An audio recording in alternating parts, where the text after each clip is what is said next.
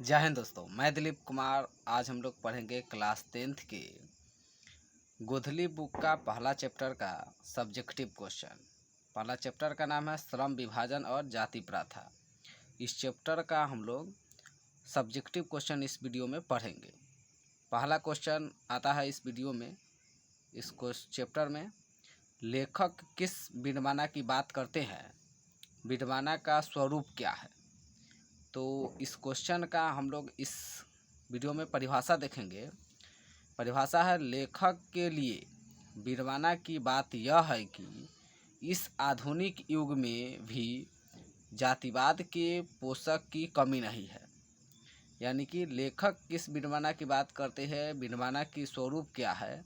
इसका आंसर है लेखक के लिए विडंबना की बात यह है कि इस आधुनिक युग में भी जातिवाद के पोषकों की कमी नहीं है। तो यह पहला क्वेश्चन का आंसर था।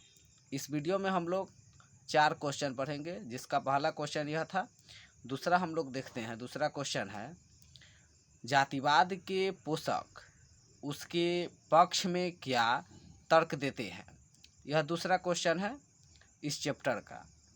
तो इसका परिभाषा है, जातिवाद के पोषक इस आधुनिक समाज में कार्यकुशलता के लिए श्रम विभाजन को आवश्यक मानता है। यानी कि जातिवाद के पोषक जो है इस आधुनिक युग में भी कार्यकुशलता के लिए श्रम विभाजन को आवश्यक मानता है और कहते हैं कि जाति प्रथा भी श्रम विभाजन का ही दूसरा रूप है, इसलिए इसमें कोई बुराई नहीं है। तो ऐसे भी लोग हैं जो जातिवाद के पोषक अपने पक्ष में क्या तर्क देते हैं।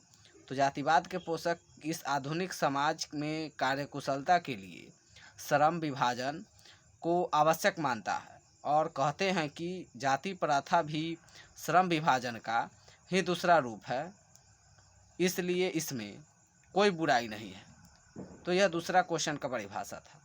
अब तीसरा क्वेश्चन है इस चैप्टर में। तीसरा क्वेश्चन आता है, जातिवाद के पक्ष में दिए गए तर्कों पर लेखक की प्रमुख आपत्तियां क्या है। तो यह तीसरा क्वेश्चन है। हम लोग इसका परिभाषा है, जातिवाद के पक्ष में दिए गए तर्कों पर लेखक की पहली आपत्ति यह है कि जाति प्रथा श्रम विभाजन के साथ साथ लोगों का भी विभाजन करता है। यानी कि श्रम विभाजन तो होता ही है, लोगों को भी विभाजन करता है। श्रम विभाजन निश्चय ही सभ्य समाज की आवश्यकता है। यानी कि श्रम विभाजन जो है निश्चय ही सब समाज की आवश्यकता है, बिल्कुल। परंतु किसी सभ्य समाज में कार्य के साथ साथ, इसका ऑप्शन परिभाषा है, जाति प्रथा के पक्ष में दिए गए तर्कों पर लेखक की पहली आपत्ति यह है कि जाति प्रथा श्रम विभाजन के साथ साथ लोगों का भी विभाजन करता है। श्रम विभाजन निश्चय ही सभ्य समाज की आवश्यकता है, परंतु किसी सभ्य समाज में कार्य के साथ साथ, यानी कि कार्य के साथ साथ आवश्यक है। अब आते हैं 4 नंबर क्वेश्चन।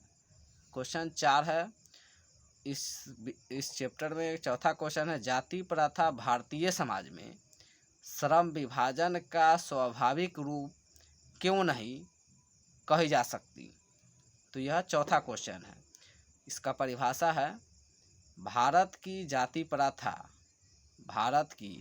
जाति प्रथा की एक और विशेषता यह है कि श्रमिकों का अस्वाभाविक विभाजन ही नहीं करती, बल्कि श्रमिकों को एक दूसरे से ऊंच नीच को दर्शाता है, जो विश्व के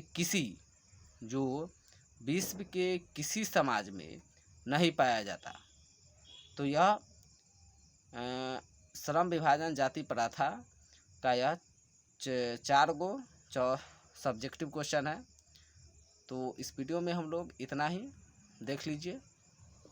मिलते हैं नेक्स्ट वीडियो में, तब तक के लिए जय हिंद, जय भारत। वीडियो अच्छी लगी हो तो लाइक कीजिए, चैनल पर नया है तो सब्सक्राइब कीजिए। जय हिंद, जय भारत।